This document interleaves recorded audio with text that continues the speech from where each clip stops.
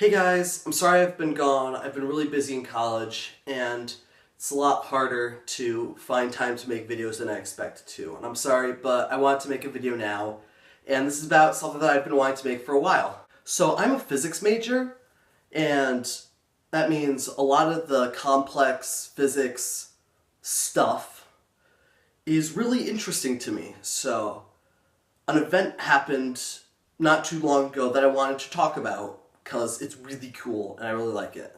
I wanted to explain what gravity waves are. See, to understand gravity waves, you first have to understand gravity. Now, you may think you know about gravity. Yeah, it's the thing that makes me fall, and it's like if an apple falls from the tree, it falls and whatnot, and like Isaac Newton, that stuff.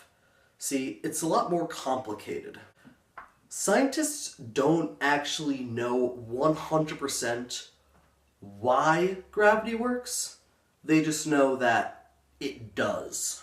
To talk about that, it's like objects that have mass attract other objects with mass.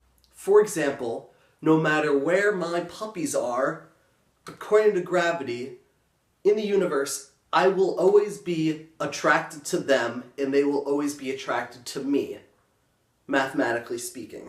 Although, the strongest things in terms of gravity are black holes.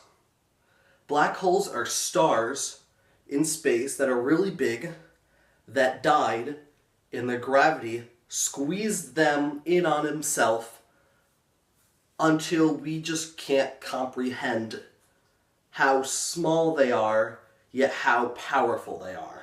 So, in September, we got a reading about these two black holes that were spiraling around each other ludicrously fast, and then collided.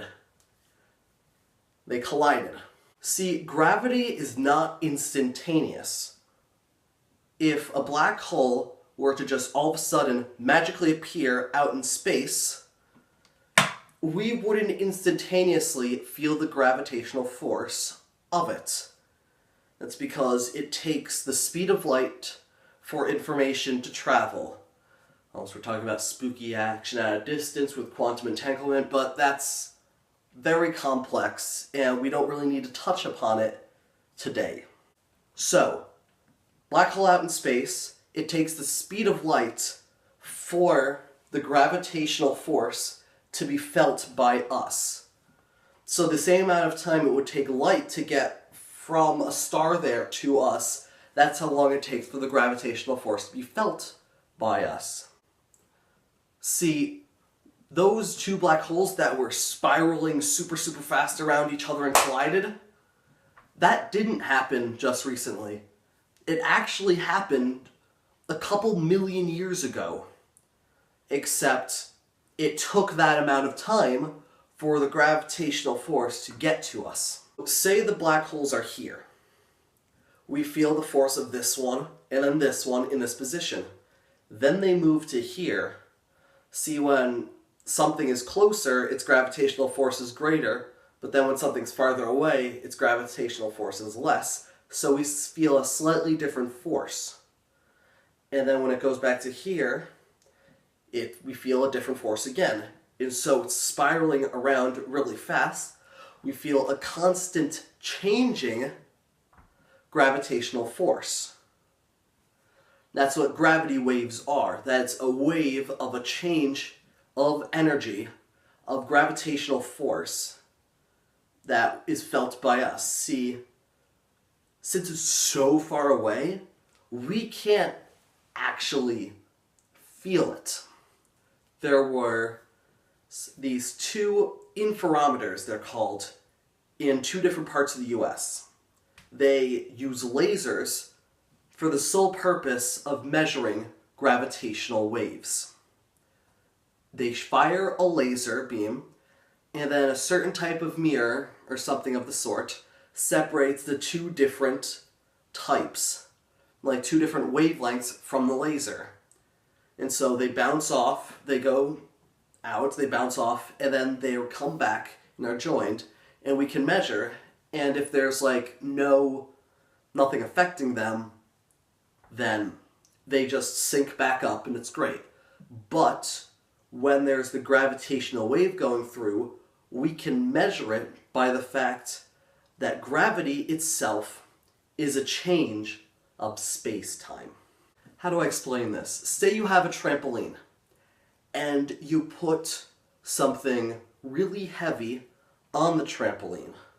The trampoline will sink, but the surface area that makes up the trampoline increases. The similar about gravity waves. See, since gravity is a change in space-time, where the gravity wave is means there's a slight difference to the actual amount of physical space between objects. So when the wave passes through it, one of the laser parts has to travel slightly farther in order to reach the mirror to be reflected back and to be joined, meaning that when the gravity wave passes through, the lasers, when they come back, are not perfectly in sync anymore. One of them's doing this and the other, so like, they're all weird. We can use that weirdness to measure the strength of the gravity wave and to measure how the gravity wave works. And we can use all that to figure out what caused the gravity wave.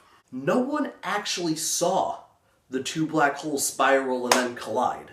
No one saw any of this. The only reason we know about it is because of those gravity waves that were detected.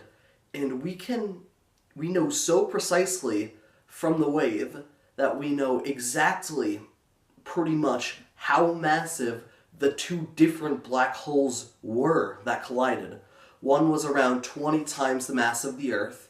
The other was around like 30 times, or one was around 20 times the mass of the Sun, the other was around 30 times the mass of the Sun. And so we know how massive they were by the waves that they were giving off, which is incredible. So, in short, gravity is a change in the fabric of reality. Gravity waves are a change in gravity, and we can use lasers to detect those changes. Thank you so much for watching. I love talking about science like this, and this was the primary reason why I wanted to join YouTube, is so I could talk about complex things like this in hopes to make it so other people can understand it and get interested in science. So thank you so much for watching. I'm the microphone, and